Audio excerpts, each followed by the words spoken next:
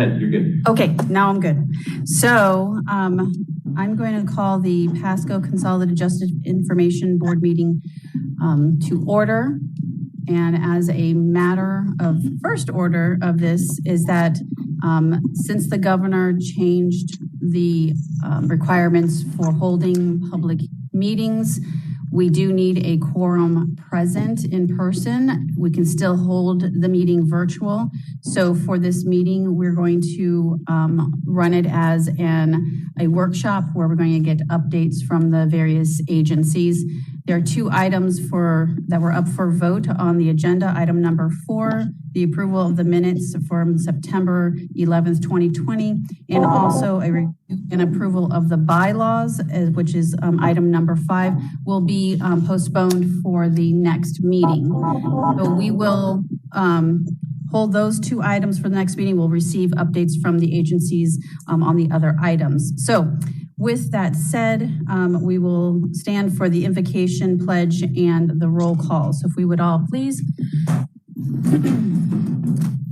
O merciful Creator, your hand is open wide to satisfy the needs of every living creature. Make us thankful for your loving providence and grant that we, remembering the account we must one day give, may be good, faithful stewards of your good gifts. Amen. Amen. I pledge allegiance to the flag of the United States of America and to the republic for which it stands, one nation, under God, indivisible, with liberty and justice for all. Madam Jessica Clerk, could you please call the roll? The Honorable Nikki Alvarez Souls. Present. The Honorable Robert Dillinger. Mr. Jim Weaver. Present. Hold on just a second. Carrie Crea is online. I don't know if she's able to speak. Go ahead. Sorry. Continue to call roll. We'll come. Okay. I'm so sorry. Is that you? Yes, Carrie Crea for Bob Dillinger. Thank you. Thank you. And then Mr. Weaver was present. Correct. Vicky Maurer. You see her. There she is. Oh.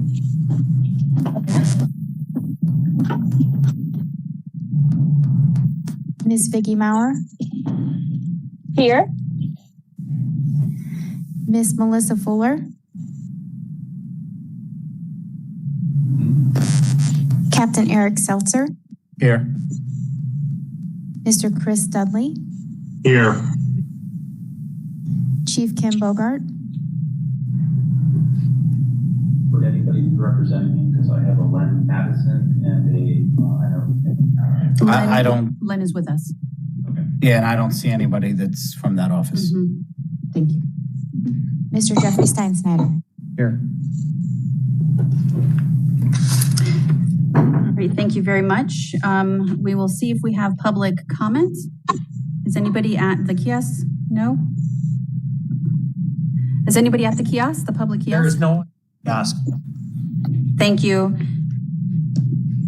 And Todd, is there anyone on the WebEx? Okay, so there's no one here for public comment. We're going to skip number 4, approval of minutes of September 11, 2020. And we're also going to skip number 5, review and approval of bylaws because we need to have a quorum present. All right, so we'll move on to number 6, interfaces, reports, and upgrades. Is Tim Jameson on the WebEx? Okay, is he unmuted? Okay, Tim, if you don't mind providing the update for the clerk and controller. Sure. The update that we did to Clericus was version 2.7, and that was a fairly major upgrade. It was our yearly upgrade. Included credit card on processing with the swipe card machines, some enhancements to traffic automation with the citations being imported. CCIS matrix project also was affecting Clericus. We, as you might know, at the state level, CCIS made a lot of information from all clerks available, but it was written in a time frame before the matrix existed. So there were adjustments that were needed to bring it in line completely with the matrix. And so those were incorporated in this upgrade as well. There was also e-service interface changes and guardianship compliance tracking changes. So all of those things were put in place. The upgrade went well. There were really no major issues. A couple minor things that we easily worked through. The next upgrade that we have is going to have quite a number of things that will affect us. Primarily the Clericus moving to support PDF-A images instead of TIFF images as its native storage format. Right now, we have inside of Clericus, the images are single page TIFFs. And when they're delivered to viewers like JAWS, we deliver a PDF version, but it's the version that is derived from it passing through our redaction system and converting it to PDF. So, I mean, it's still, the content's still all the same and everything's good, but it's an extra step of processing. So once Clericus goes through this next upgrade, which is scheduled for this coming year for 2021, we'll be able to receive those PDF-A images as filed at the portal and then store them directly and be able to deliver them to JAWS without having to go through this interim step. Every once in a while, now that we're using JAWS more and more, every once in a while there's a document that it was filed so recently it didn't get through to the redaction process and wasn't created as PDF. So it's not searchable when it's viewable in JAWS. So this will eliminate that problem. Other big improvements that we're going to see, we know that the OSCA just recently released their UCR version 1.4, which supports all the reporting requirements for criminal case types. And so that's going to be incorporated in the next version as well. We'll be continuing incorporating changes into Clericus to support new functionality within CCIS. For instance, there's going to be new enhanced MECOM reporting that'll be in CCS. So those are the things we have upcoming. The expected release date is probably going to be late February, early March. We're a beta county, so we usually get a look at it pretty soon. They did have a note that even though the deadline for the PDF-A support according to FCTC is June of 2021, that we may have to file an extension because of all the things going on. Of course, with COVID, it's been a little less efficient getting that done for the vendor. So there's a possibility that could be delayed a little bit. Also want to talk just for a brief moment.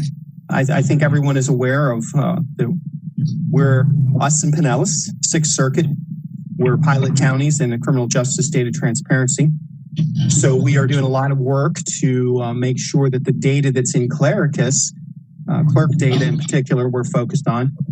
County IT is focused on the other agencies, but making sure that that is able to be submitted according to statute to FDLE for their criminal justice data transparency portal that they're building. And so we've completed all the baseline coding. We've successfully transmitted at least some of every case type to FDLE and had successful transmissions. Fairly complex process and layout with their NEAM standards and so forth. But we've got that point done. We've shared that code with Pinellas BTS as they're working in Pinellas with the Odyssey system as well. And we've worked well together to get really at this point, both pilot counties are submitting to FDLE and FDLE is accepting it. So structurally, it's good. Obviously, we still have a lot of data to work through as we submit more data and find out, are there any kind of data errors that are occurring? So far, the only data errors we have identified have been statute number and subsection mismatches. So we're going to have to write an edit report probably to make sure that those are exactly what FDLE is expecting upon submission. But so far, out of hundreds of cases we've submitted, not thousands, but hundreds, that's the only data errors we're getting. And that's my update. Tim, thank you for that update. You had used an acronym, and I don't know if everybody knows what an acronym is. Could you explain the acronym UCR? uniform case reporting. And this is if you think of it as it's going to be the new replacement for the state reporting system, SRS, that was previously used for court reporting, has more detail, can track different statuses of how long a case might be inactive. For instance, there might be a foreclosure, but the foreclosure is not moving through courts quickly because, it's in bankruptcy court at the federal level. And so this level of detail about why something is in a particular status and how long is one of the primary enhancements of UCR, and that's across all case types. Thank you. Does anybody have any questions or comments? Anybody on the WebEx have any questions or comments? Okay. All right, thank you. We'll go on to the county information technology. Is Pat Brose on the WebEx? Okay, great. Pat, it sounds like you should be able to talk. Yeah, I'm here. We obviously worked in coordinating with Tim to update the state attorney and public defender, because those things have to be done in sequence so that they can be on the same release. And as Tim said, the update went very well. I did not have any issues with doing the update. No reporting of any issues from the update. So, but there is an ongoing issue that with the communication services between the attorney application and core, which we're continuing to research and try to figure out why the communication services are stopping, and require that both sides have to restart those services. So we're monitoring the network to figure out if it's a network issue, and then we're going to after that is resolved, go into more of what maybe there's a transaction that's causing it to hang up when, like, they change the name on all of the cases that a person's related to. So that can be a long running task. So those are the things that we're looking into to make sure that the services stay up and running. So both I've been in communication with my network team and also Tim to try and resolve this. All right, thank you, Pat. Does anyone have any questions for Pat's update? And anyone online? Okay, hearing none, we shall move on to item. Does someone have anything? Nope. Okay, probably just throat clearing. Item number 7, a court update. Jim Weaver, if you don't mind, I think you're unmuted. Okay, good morning. So first of all, I'd like to thank Pasco IT and Pasco Clerk IT for working together to get the attorney external site secure and accessible for attorneys. So with that being said, we went live on October 28th. At that time, we had 0 attorneys in the database. We cleaned it up, started from scratch. So since then, we've had 268 attorney accounts and 76 legal assistance accounts have been created. So that's just a little over like a month and a half. So that's great. Attorneys are really starting to use it. So what's that mean for JAWS? So JAWS is now fully functional, meaning that all divisions, all sections can now use JAWS for calendaring, receiving, signing, serving, and filing orders.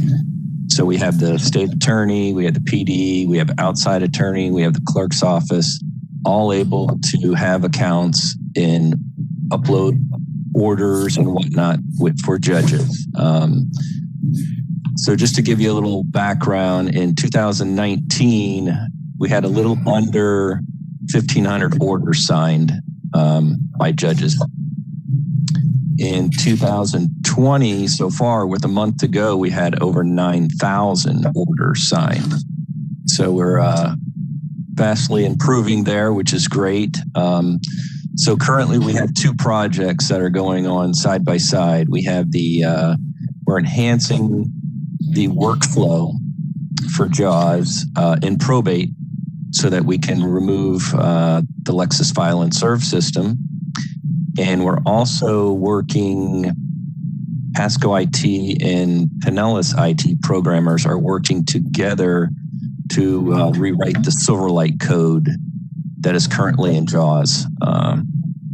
That's part of the signing feature within JAWS, and Silverlight is a Microsoft product that has an end of life in October of next year. So those are the two projects we're working. So currently JAWS is working very well and everything's going very good. So good report from the courts on that. Appreciate everybody's help. Yes, it is an excellent report from the courts. We're very excited about all of the great things that are happening in court administration and with the judges. So thank you to County IT and court administration for working on these awesome efficiencies. So very good update. Any questions or comments for Jim?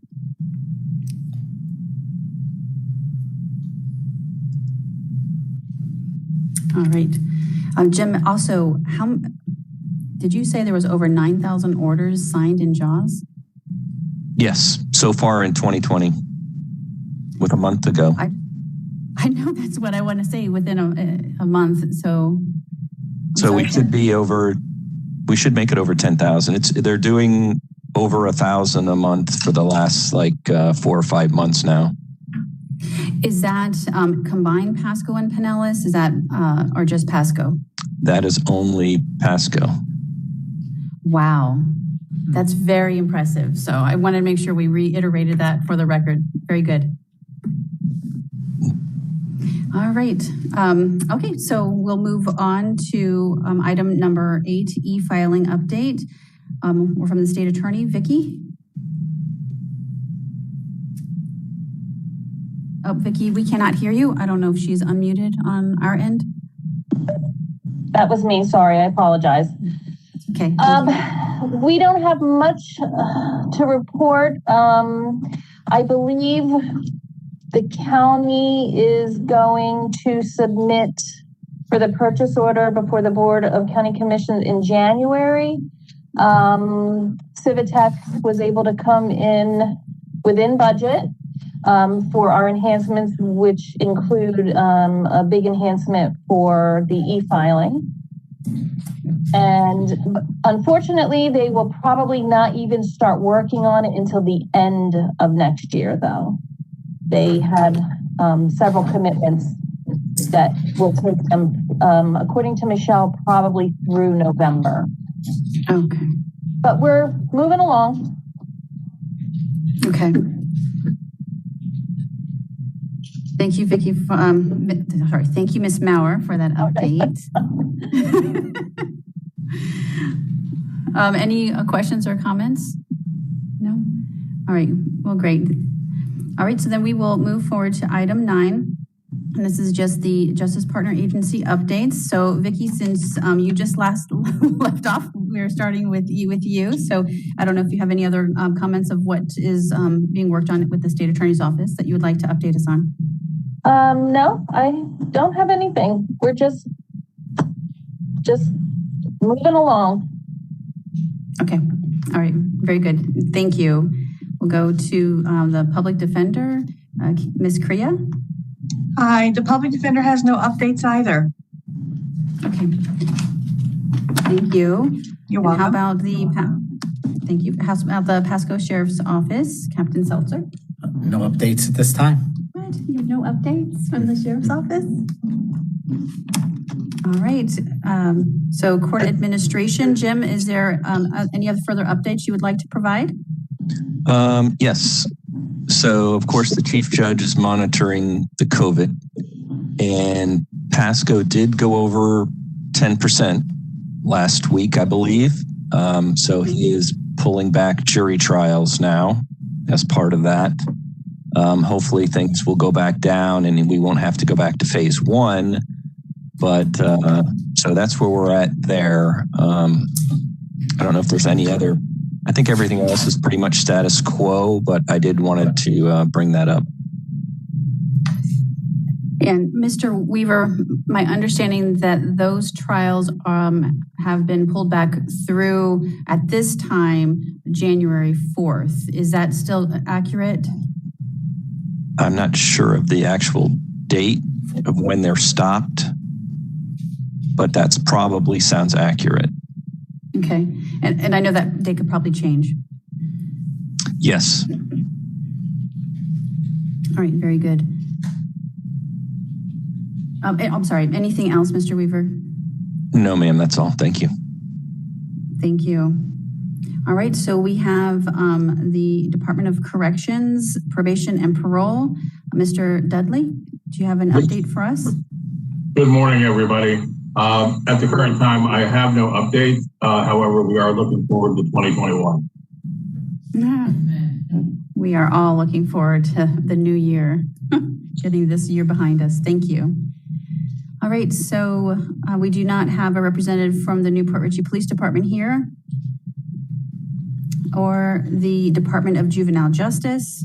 So we'll move on to Mr. Steinsnyder with an update from the BCC. Do you have an update? We have no updates. Thank you. No update? Okay. And then we have Ms. Thompson here for the Clerk and Controller. I'm sure she has very little to update us on. I usually get a list that I'm to give updates on. No, it's what you voluntarily offer. That is true. I voluntarily offer this information. Okay, Mr. Jamison provided a update of the Tide tool that his team developed, but I wanted to add to that it was a Herculean effort for his team to develop this tool with without having a full data dictionary available when they developed it. I just wanted to say it's for the Criminal Justice Data Transparency Project. Yes, for the Criminal Justice Data Transparency Project. TIDE stands for Transparency Initiative Data Extraction. Thank you. And so the tool is going to be used statewide or available to be used statewide throughout all the vendors. And between Pasco and Pinellas, we represent Clericus, which I think there's 37 clerks on Clericus, and then Pinellas, I think there might, they have Tyler Odyssey, and I think there might be maybe 6 clerks on Tyler Odyssey. So that's a big portion of the clerks already, where the tool is adapted to those systems already.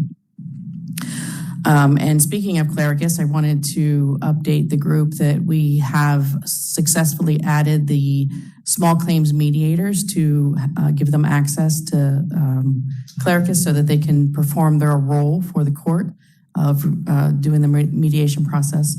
And that is hopefully going to eliminate a need for creating those physical case files, because that's one of the few files we continue to create. We have also in the clerk's office been able to implement a couple of new efforts that are going to make things a little bit more efficient, that have made things a little bit more efficient for us. And that is, we are now in the civil side of the house, we're signing documents electronically, summons, so the attorneys will submit their summons through the portal. Our team is able to electronically receive those, sign those documents, and put them back out there available for the attorneys to retrieve and send them to the process servers for service. And that has saved a significant amount of labor for our operations.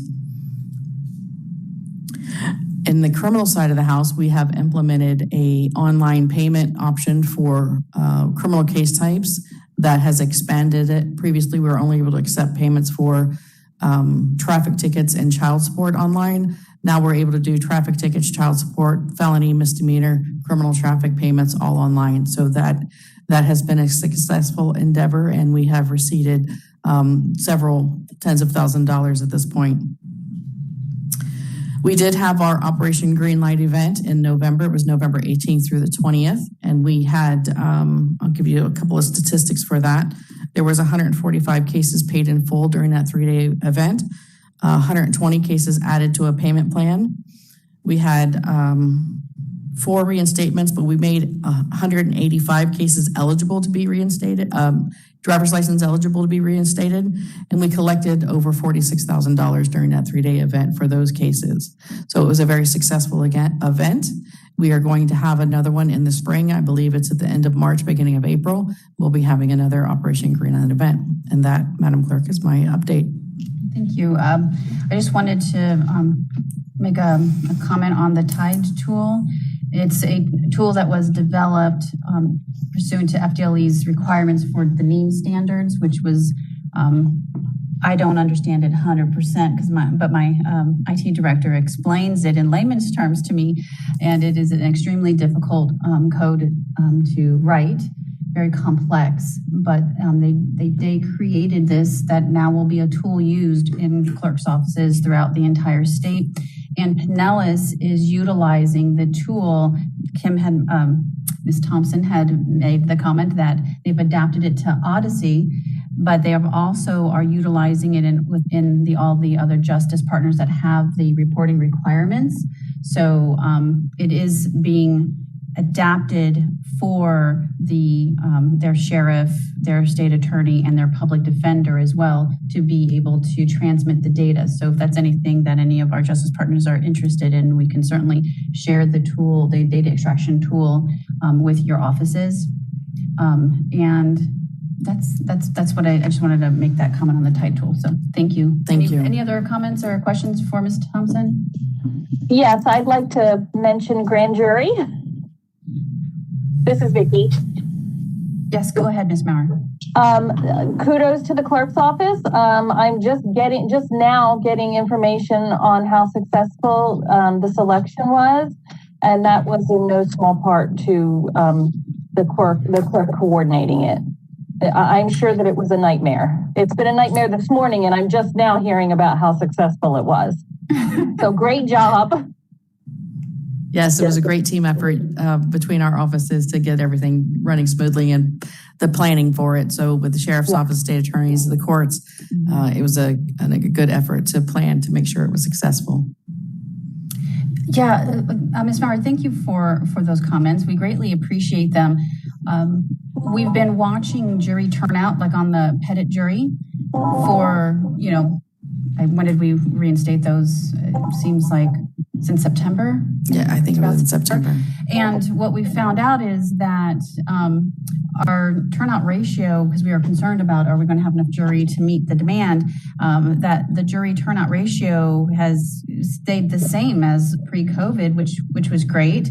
However, grand jury yesterday, we did see a drop in jury turnout. So we'll look into and analyze some of that data to try to see what happened. But we did not have a typical, I think we tried to call in about 50, and we didn't have that many show up. We had, I think, 34 total. So it could have been contributed. I don't know who was speaking. I'm sorry. Go ahead. It could have been contributed to the announcement of the court of saying that the trials have been canceled till January 4th. I think you're right, because that was in the paper. Yes, it was on their social media, on the court administration's social media. And I did have a little bit of a concern with that, but it turned out fine. Right, that's a great point, because it only talked about jury, didn't say you petted jury, and I don't know if anyone would know what that means. Probably would not. All right. But thank you, Vicki, for those kind words. Yes, thank you. All right, any other business to come before us? Hearing none, I will go ahead and adjourn the meeting and use the gavel because that's fun. Meeting adjourned. Thank you.